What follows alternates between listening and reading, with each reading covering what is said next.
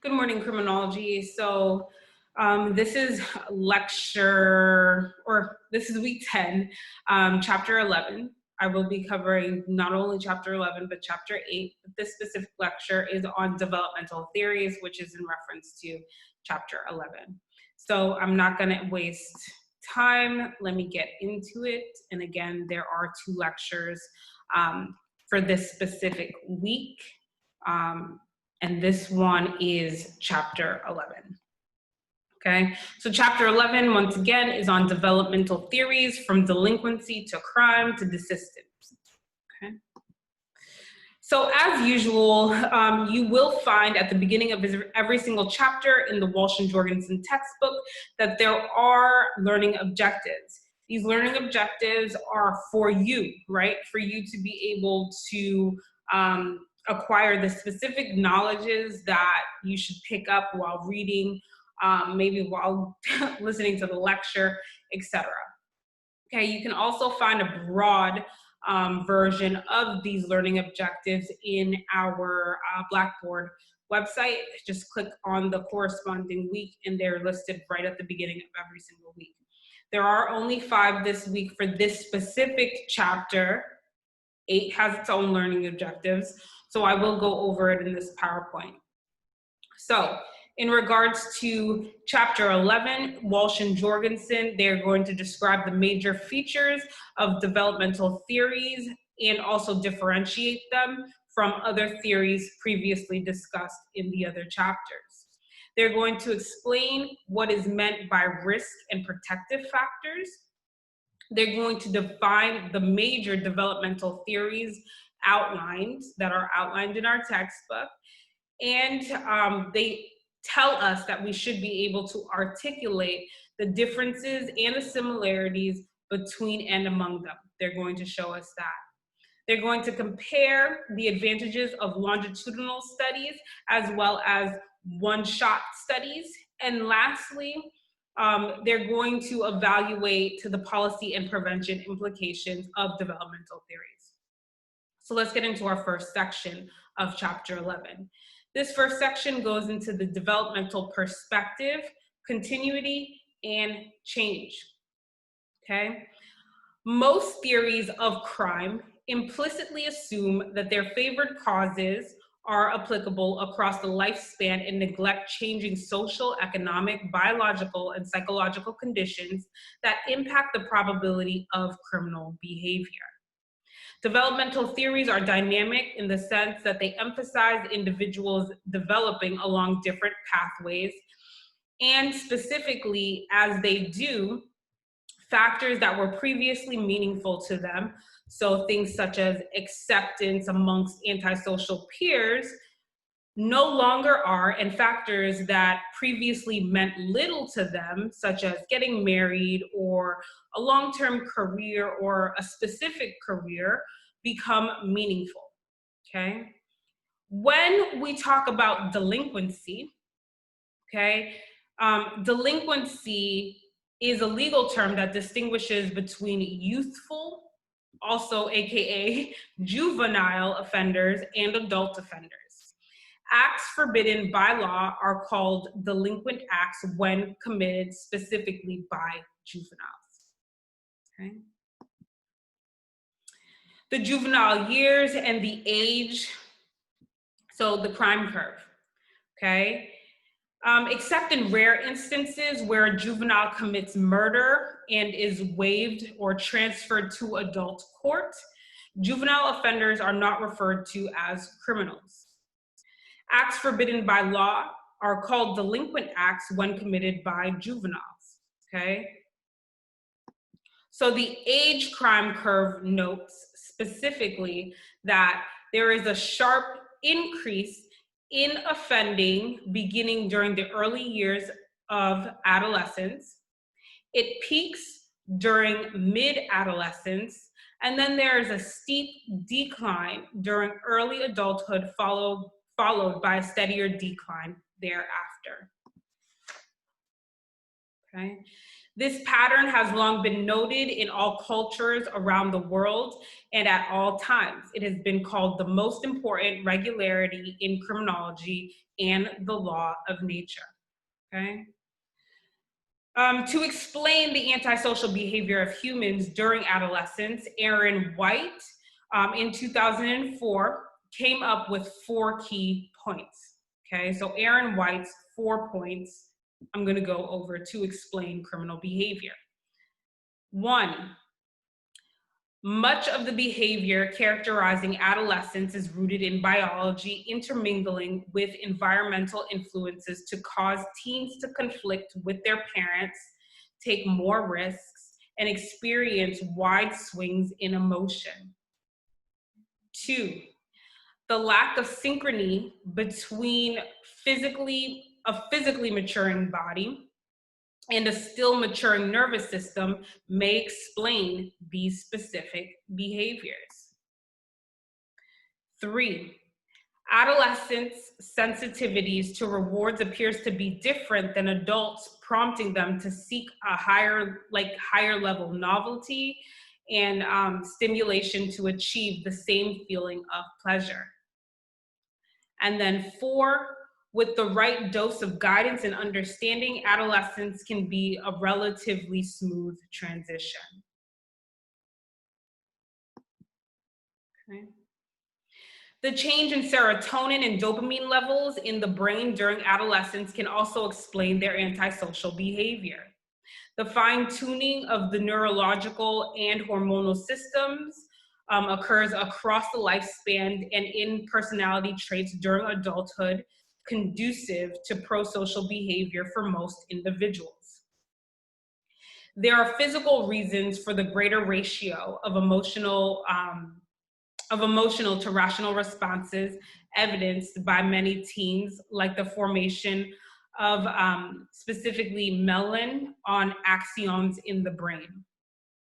Okay.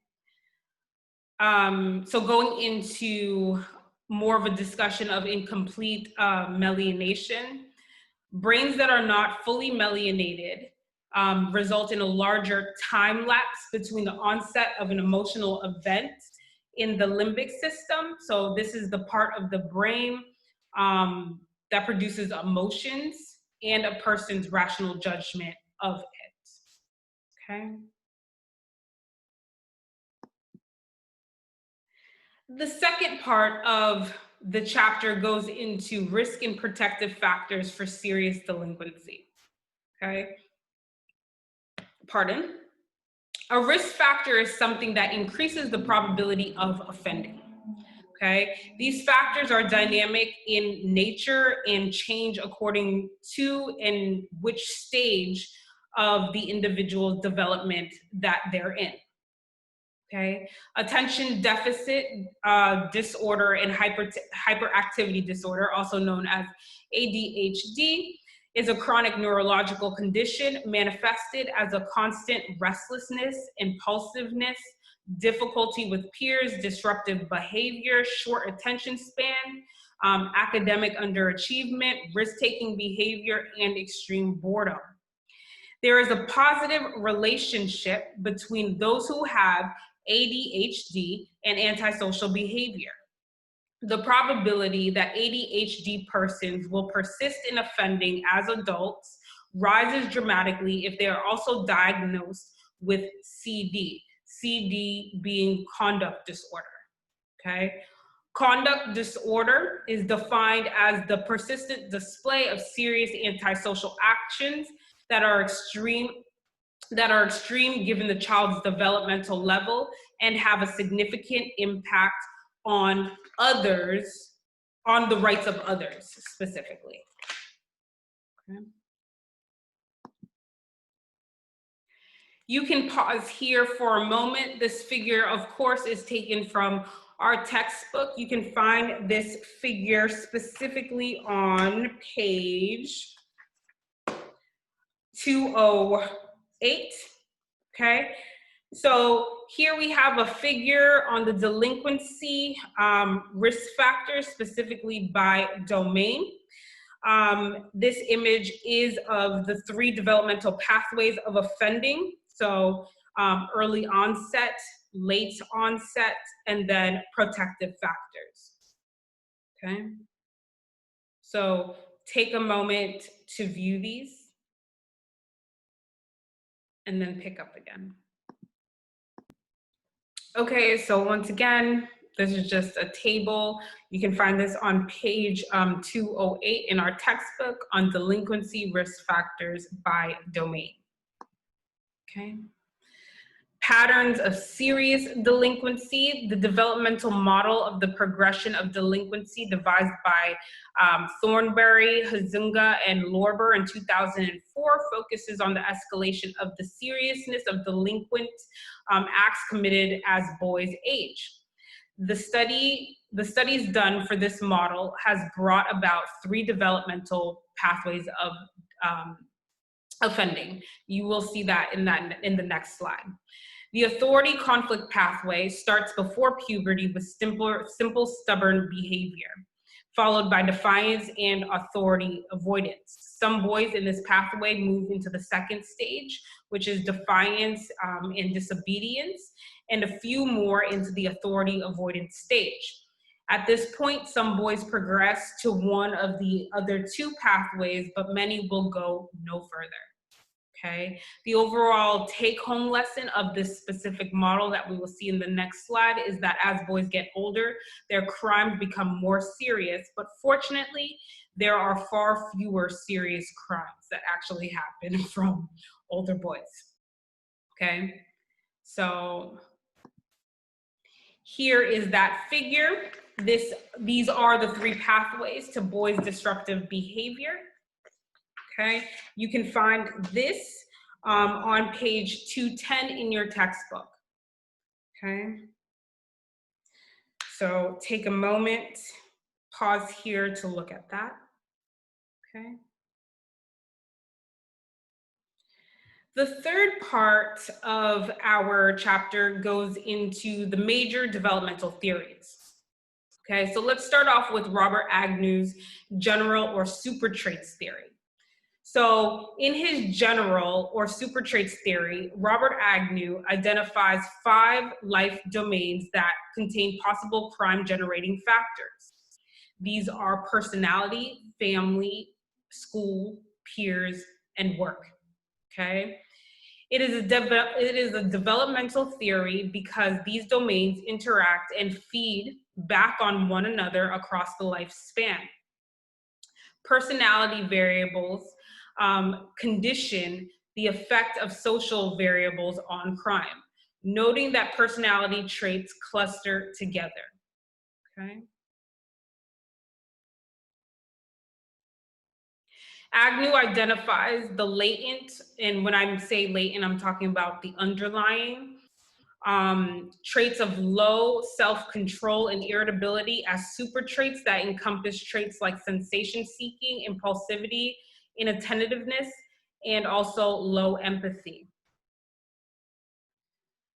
In 2005, Agnew specifically states that biological factors, ANS, and the brain chemistry have a direct effect on irritability / low self-control and an indirect effect on the other life domains through the effects of irritability and low self-control on them.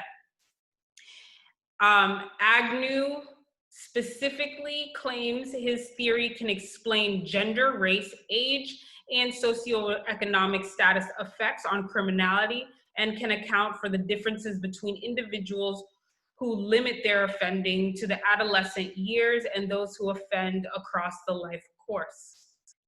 Agnew notes that neurological and endocrine changes during adolescence temporarily increases irritability, low self-control among adolescents who limit their offending to that period, while for those who continue to offend, irritability and low self-control is a stable characteristic. Let's move on to David Farrington's integrated cognitive antisocial potential theory. Okay, the key concept in integration cognitive antisocial potential theory are antisocial potential. known as AP for short, which is a person's risk or propensity to engage in crime, and cognition, which is the thinking or decision-making process that turns potential into actual behavior, okay? Farrington distinguishes between long-term and short-term AP, again, AP meaning antisocial potential. So Farrington distinguishes between long-term and short-term AP. Individuals with long-term AP tend to come from poor families, be poorly socialized, impulsive, sensation-seeking, and also have a low IQ. Short-term AP individuals suffer few or any of these deficits, but may temporarily increase their AP in response to certain situations or inducements. Okay. Short-term AP may turn into long-term AP over time as consequences of offending, as a consequence of offending. This can happen if individuals find offending to be reinforcing in either material or psychological terms by gaining status and approval from peers. This should actually remind you of punished, okay? Thus, long-term AP can develop even in the absence of most or all of the risk factors. So for instance, for social situational reasons alone. Said to predict chronic offending across the life course. Offending reduces due to life changes such as marriage, steady employment, moving to new areas, thus shifting their patterns of interaction from peers to girlfriends, wives, and even children. Okay. These events decrease offending opportunities by shifting routine activities such as drinking with male peers, increase informal controls in terms of having family and work responsibilities, and change cognition in the form of reduced subjective rewards of offending because the costs are now much higher than before. The risk of losing a hard-earned state conformity in some sense, okay? Lastly, in regards to David Farmington's integration, potential theory, potential peer approval becomes the potential disapproval of wives and other family members. So again, another reason why potential crimes may decrease. Okay. Again, potential peer approval becomes potential disapproval of wives and other family members. The stakes are higher now. Okay. Terry Moffat's dual pathway developmental theory. It has long been known that the vast majority of youths who offend during adolescence desist, and that there are a small number of those who actually continue to offend during adulthood. Moffat's called the former Adolescent-Limited, AL for short, offenders, and the later life course persistent, LCP offenders. Okay, LCP offenders are individuals who begin offending prior to puberty and continue well into adulthood, and who are saddled with neuropsychological and temperamental deficits manifested in low IQ, hyperactivity, inattentiveness, negative emotionality, and low impulse control. Okay.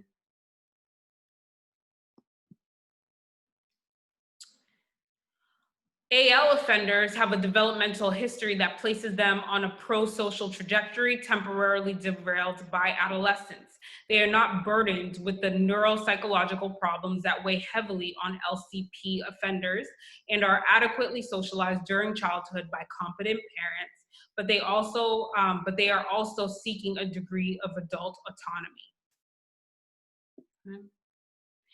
AL offenders are attracted to the excitement of antisocial peer groups, typically led by experienced LCP delinquents, okay?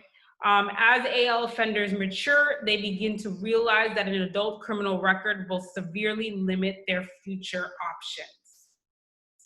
Here is a figure of Moffat's, dual development pathway theory, actually in action. You can find this figure on page 213 in our book. So pause and take a moment to look at it here. So once more, you can find this figure on page 213 in our Walsh and Jorgensen textbook. And as illustrated in the figure, AL offenders have a developmental history that places them on a pro-social trajectory, temporarily derailed at adolescence. They are not burdened with the neuropsychological problems that weigh heavily, obviously, on LCP offenders, and are adequately socialized during childhood by competent parents, as we just stated, but they are also seeking a degree of adult autonomy. And again, you can find it on page 213. Moving on to gender in Moffat's theory, okay, his developmental, his dual pathway developmental theory. Let's move into it. So he states that fewer females than male will become delinquent and conduct disorder, okay? Within delinquents, the percentage of LCP offenders will be larger among males than they are among females. The majority of delinquent females will be of the AL type. Female delinquency will have the same causes as AL male delinquency. Okay. And then Sampson and Lobb's age-graded theory. Okay, age-graded theory is essentially a social control theory extended into adulthood, in that it assumes that we have to learn to be good rather than bad, and that ties to pro-social others are particularly important to this pro-social learning process. Sampson and Lobb want to emphasize environmental circumstances and human agency as opposed to individual traits, although these traits are not ignored in their specific theory. Okay. People who bond well with conventional others build social capital, which is essentially a store of positive relationships built on norms of reciprocity and trust developed over time, on which the individuals can draw for support when needed. This accumulation of social capital provides people with a powerful stake in conformity that they are not likely to risk by engaging in criminal activity. Some turning points, though, can be transition events in life, such as getting married, finding a job, moving to a new neighborhood, may change a person's life trajectory in pro-social directions. Criminals expand their antisocial repertoire into domestic abuse and workplace crime.